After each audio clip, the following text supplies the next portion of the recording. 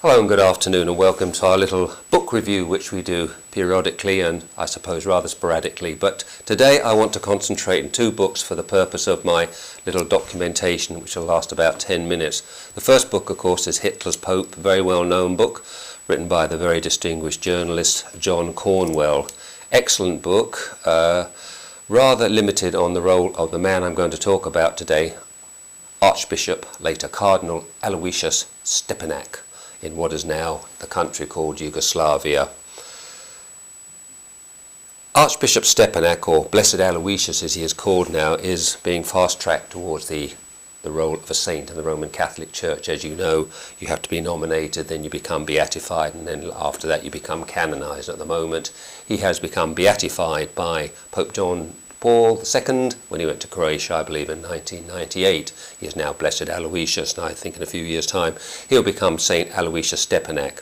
But my gripe against Aloysius Stepinac is the disturbing role that the Catholic Church played with the government at that time in Yugoslavia during the Second World War, and particularly with a man called Pavelic, who was Hitler's nominee for that country. He was Yugoslavian by birth, but he got into the Nazi field. Hitler liked what he did and so forth, and he threw his lot in with Adolf Hitler. And unlike Hitler, who finished it all with a bullet in 1945, Pavelic left war-torn Europe and went on a boat towards Argentina with a new Vatican passport, but we'll talk about that some other time. But I want to look at the role of Archbishop Stepinac, and in this book you'll get some idea of what the Roman Catholic Church had decided would be the role for the Catholic Church in Yugoslavia when Hitler was on his wave, his roll towards possibly winning the Second World War. And he says in page 250, in this perilous new situation for Serbs, the question was raised, if life was to become unbearable on account of being Orthodox, why not seek conversion to Catholicism? So in other words, if you weren't a Catholic, you could seek to become conversion to Roman Catholics. If you want to become Roman Catholic, then I'm afraid it was a concentration camp. This seems to have been agreed in 1941, and certainly Archbishop Stepinac, who would have been the leading archbishop in Yugoslavia at that time, would have gone along with it, with, I suspect, the role of the Catholic Church and the blessing. And on page 265 he says, for Pacelli, who at that time was Pius XII, ecumenism had only one meaning, that the separated Christian brethren would see the error of their ways and return to full union with the Pope and Rome. In 1940, Archbishop Stepinac had told the regent, Prince Paul of Yugoslavia, they still had a royalty there, a monarchy there, quote, the most ideal thing would be for the Serb to return to the faith of their fathers. That is, to bow the head before Christ's representative, the Holy Father. Absolute blasphemous, disgusting statement. But what they were saying is that Pavelic, the man who was Hitler's sort of appointee for there, and did it very willingly too, would destroy anyone who refused to be converted to Roman Catholicism. I'm going to put that to one side because I want to turn to this little book here, Smokescreen. Now this came out in 1983, very controversial book. It certainly looks at the whole role of the Roman Catholic Church, and interesting little section on the back, the church today is grass and a huge lawnmower is coming straight at it, singing hymns. I rather like that. But I want to show you some very disturbing pictures now, and I hope you won't find these too gruesome because they're pretty horrific, and you may want to look away and just listen to what we're going to say here. Right, we go to page 25, and there we see the usual suspects of Europe at that time, Hitler, Mussolini, and of course Franco. This gentleman here, Sten Kukavichkia, is a Franciscan monk also seen in the uniform of the Ustashi. Now the Ustashi were like the Gestapo and the SS all rolled into one.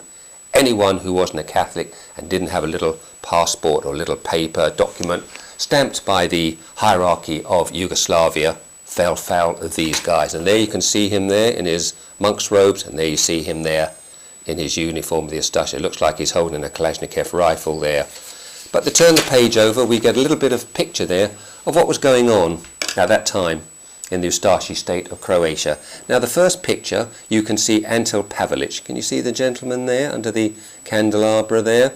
Head of the Ustashi state of Croatia, surrounded by Croatian Catholic clergy in April 1942. And he was to Yugoslavia what Hitler was to Germany. Those who are on the side of the Croats and the Catholic Church love the guy. Very, very popular. And there you can see him further down there. The bishops and Archbishop of Croatia gave full support to the Ustashi. Here the Croatian bishops and the Archbishop are seen pictured with Pavelic during one of their frequent conferences with him. They worked very much with this guy to get people converted. Interesting picture here. Nuns marching together with Croatian National Legionnaires, the Ustashi. Doesn't it look frightening? They look like something out of the KKK, these pointed. Can you see them there? Marching behind these murderers who are going to take on the Orthodox and the Muslims and anyone else who didn't go along what this monster had to say. There he is again. Among the Croatian nuns, can you see the good ladies there? They were decorated by Pavelic for their heroic Ustashi deeds. They were probably the local Stasi who reported anybody who wasn't going along with the official line to be converted. And I turn the page over and we come to some of the atrocities. Here's a Ustashi with a sadistic smile on his face. Can you see that? Chopping off a man's head with an axe. Can you see that? Can you see that? And later on we're going to see that man's head, I suspect. And this photograph of Ustashi taken in Bosnia in 1943 before they executed their victim. A priest named Ivan Ragovic repeatedly urged the killing of all Serbs, including children, so that, quote, not even the seeds of the beasts are left. This is a Roman Catholic priest.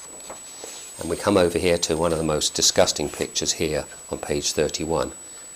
Here you see the Ustashi carrying the head of a Serbian or Orthodox priest. Can you see that? This gentleman's probably been beaten up. He's probably had his fingernails torn out. He's probably been sexually raped, possibly with a rifle and so forth. And there's his head held up there. Here's a Franciscan monk, Flipovic, left as a priest wearing his cassock and in his Ustashi uniform. Flipovic was the commandant of the concentration camp at Jasenovac. And here's some of the corpses of the children there. Can you see them starved to death in this disgusting, vile camp? Now, we all know that Europe was a terrible place in those awful period, but here you had this open courtship between the church in Rome, the hierarchy in Yugoslavia, with Pavelic. And there's some horrific stories here. I'll just pick out a few of them. It says at Dubrovnik, Dalmatia fascist soldiers had photographs of an Ustashia wearing two necklaces. One was a string of cut-out eyes, the other of torn-out tongues of murdering Orthodox Serbs. And this is what they did. In the camp, we're told here, the Ustashi arrested one whole Serbian family consisting of father, mother and 4 children. The mother and the children were separated from the father. For 7 days they were tortured by starvation and thirst. Then they brought the mother and children a good-sized roast and plenty of water to drink. These unfortunate were so hungry that they ate the entire roast. After they had finished, the Ustashi told them that they had eaten the flesh of their father.